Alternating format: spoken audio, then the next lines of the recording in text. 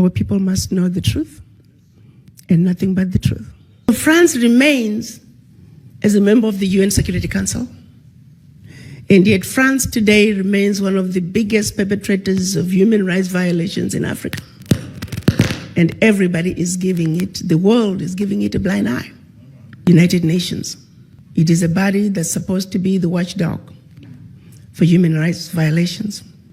France remains the biggest risk to peace and security in Africa today, and nobody is talking about it. France did something absolutely deplorable. Made the former colonies, because they still are colonized, sign a document which they called the Pact for the Continuation of Colonization. Dig this. On one hand, we're giving you your independence, but on the other hand, sign this document that you are agreeing to continue to be colonized. So two countries said, no way, Jose, we aren't doing this, Guinea and Mali. The French could not understand it. How could an African country dare not want to be affiliated with France? So in their anger, history tells us that they went into those two countries, took everything that they thought they had brought, proceeded to pour concrete into the sewage pipes, completely devastating the two economies. This was also done as a way of letting the other countries know that should you refuse to sign this document, this is the fate that awaits you. So the rest of the country signed the Pact for the Continuation of Colonization remains in place. What is special about this? The Pact for the Continuation of Colonization said, 1, you shall deposit 85% of your bank reserves with the French Central Bank under the control of the French Minister of Finance. The French government will take all your monies, collectively invest your monies in the French stock market under the French name. And you don't have to know what the returns are. Should you wish to access some of your money, keep in mind that countries are now left with only 15% of their reserves. You have to submit your country's financial report, and if approved, you get to access up to 20% of your deposits from the previous year as a loan at commercial interest rates. I'm going to repeat that.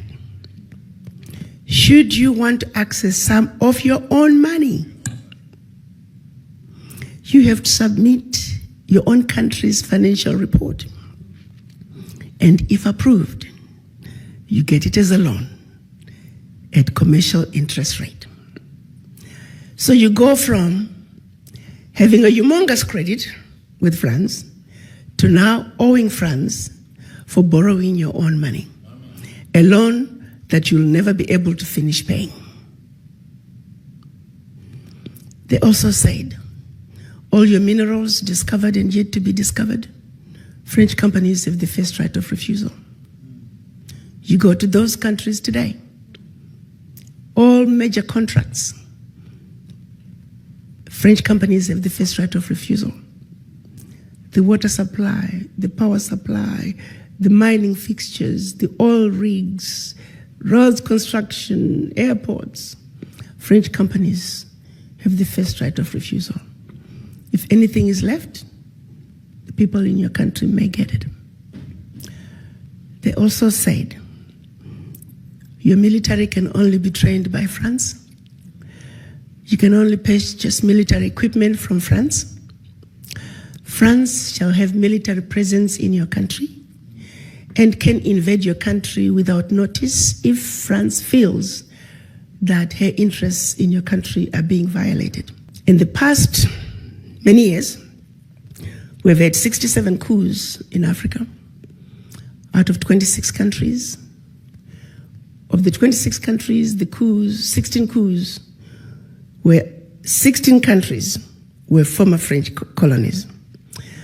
To date, 22 African leaders were assassinated during a coup, documented all of them. France was behind it, simply because France felt they were quote-unquote threatening French interests. Countries are still depositing their funds to France. Do's and don'ts as stipulated by the Pact for the Continuation of Colonization. You have given up your financial resources. You have given up control of your natural resources. You have given up your military. What power do you have? Today, because of the Pact for the Continuation of Colonization, France alone, that little bitty country, is taking out of Africa over $500 billion. Over $500 billion. And by the time they finish investing that money into the French stock market, they're realizing trillions of dollars in any given year. Park that. The watchdogs for corruption are saying out of Africa, 50 billion gets out of the continent from corruption. The question I have is, why has it been so difficult for us as Africans to say enough is enough? How long are we going to keep watching this carnage go on and we say nothing? It goes back to the mind. It goes back to that fear. It goes back to that sense of inferiority. And I go back to the diagnosis I made when I went to Washington. That until we black people understand that we are suffering from the legacy of colonization, that we are suffering from the legacy of slavery, that while we may have lost the shackles of in our legs and our hands, the shackles of the mind continue. Until we realize that we are a wounded people and we need healing, nothing about our circumstances is going to change. We are sick people. But to be sick, first you must realize and accept that you're sick. How do you go to the doctor if you don't think you're sick? We are not only in the doctor's waiting room on an outpatient basis. We are not even in the hospital in a general ward. As black people, we are in the intensive care. And we need to realize that. The baby is now born. And her name is the African Continental Free Trade Area. You see, the children of Africa must realize that now we need diapers, we need formula. There are going to be sleepless nights. This baby is going to cry. This baby is going to throw tantrums. We need to be ready to take care of this baby. Africa is on the move. The question is, are the children of Africa ready to step up and take what is rightfully yours?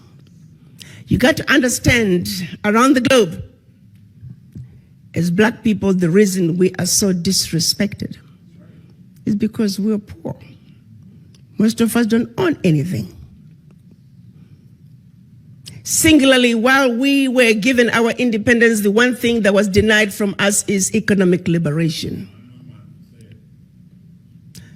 The African heads of states are saying African wealth belongs to the African children. The African Union defines African diaspora as all people of African descent living outside Africa. The colonizers have been building the Africa that they want. The game is up. You see, you don't go to China and find black people driving the Chinese development agenda. You don't go to Europe.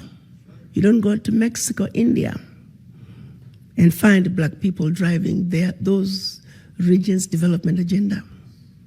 The reality is, you must not, cannot, should not, and golly, will not go to Africa and find non-Africans driving the African continental development agenda. Unless, of course, you, the children of Africa, the inheritors of Africa's wealth.